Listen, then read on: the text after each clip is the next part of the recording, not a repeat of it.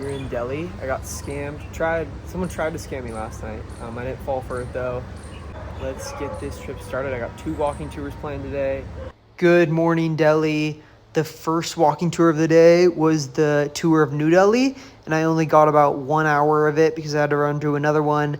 And we checked out the Baha'ist temple, aka the Lotus Flower Temple.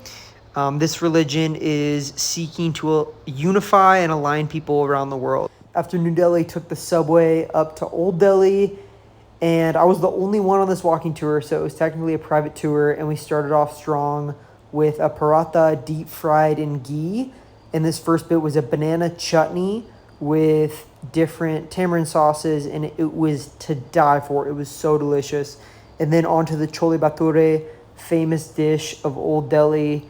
It was absolutely to die for. And then the largest spice market in all of Asia is in Old Delhi, believe it or not. And it was something to write home about. It felt like you were plopped down in the year 700 in, say, Jordan on the Silk Road.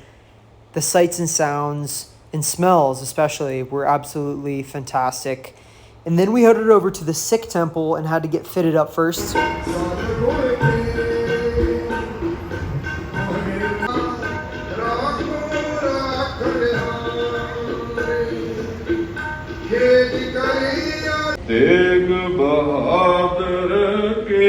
So the Sikh temple by far was one of the coolest religious sites I've ever been to. First of all, because they make over 15,000 meals a day for anyone who wants to eat. So these people are just eating for free. And I think that is what religion is all about. So here was the Sikh temple in Old Delhi. And then we went on to the Jainis temple, and it had a bird hospital, which I thought was quite strange, but also quite cool. It was under renovation. It was getting painted, but there were a bunch of sick birds.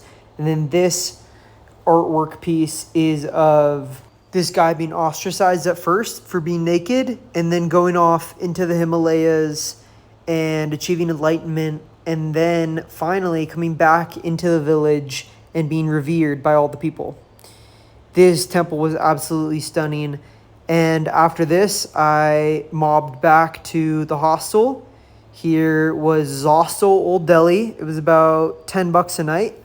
And after this, I mobbed to the train station. The train station was an experience in and of itself. I'd heard a lot about the Indian train system, and I gotta say, it lived up to what the hype was. It was everything I wanted it to be. So I just got in, and my ticket says it's not confirmed, so I don't have a spot. I just went in a room, and someone kicked me out. So maybe I'm gonna be standing like this for 14 hours. Finally got a spot confirmed, and this was the spot. Conked out for about 12 hours of the 14-hour ride. Woke up at around 6 a.m., a bit jet-lagged, and saw this bit of rural India before arriving in Varanasi. This train ride was honestly everything I expected it to be. It was super clean, super relaxing. I mean, I wouldn't have traded it for the world. I had a lot of questions about the cleanliness. Here was the toilet. I thought it wasn't that bad, for a $30 ride for 14 hours. Can't ask for anything more. We arrived in Varanasi and hit the ground running. Something incredible about this trip is that my roommate's extended family lives in Varanasi. So here I was going to see them, and here's me meeting up with them. Tanmay, Sanjay, and Madhu. They live in the heart of Varanasi. And here was a little welcome lunch with them. So excited. They've been so hospitable and friendly to me, so thank you so much. This is the wonderful flat. Made it into Varanasi. Loving it so far. The first thing I did in Varanasi was head to Sarnath, which was the site where Buddha gave his first sermon to 5 monks after achieving enlightenment. This place was magical.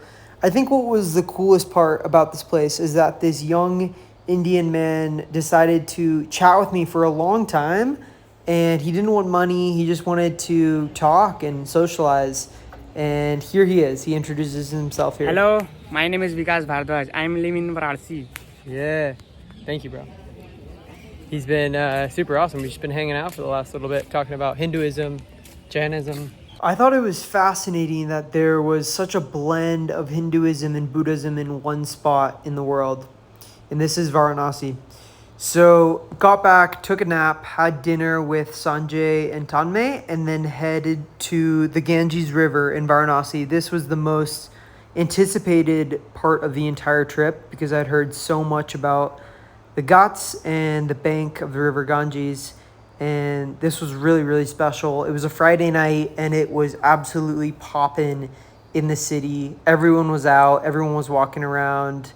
Tanmay showed me the absolute best chaat in town, which is like a blend of aloo, which is potato, and chutney and onion and different seasonings and toppings. The next day, we set the alarm for 4:55 a.m. and went right over again to the river Ganges about 7 hours later.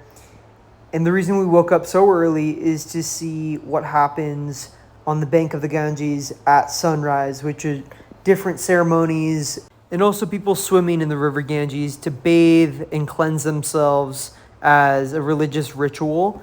And this was quite special to see, especially in the rowboat as opposed to a motorboat, which would have obstructed the sound. So after this slow, quiet morning, which was really peaceful, we made our way to BHU, which is Banaras University, and this is where Tanmay's mom Madhu works as a professor. And we checked out the temple here, which was really fascinating, really special, and then got a South Indian breakfast of dosa, my favorite. Here's Manikarnika. It is the most holy cremation site where people spend their life savings to burn their relatives and then put the ashes into the river Ganges. It was seriously a spiritual experience just watching it. And this is the end of India. Goodbye.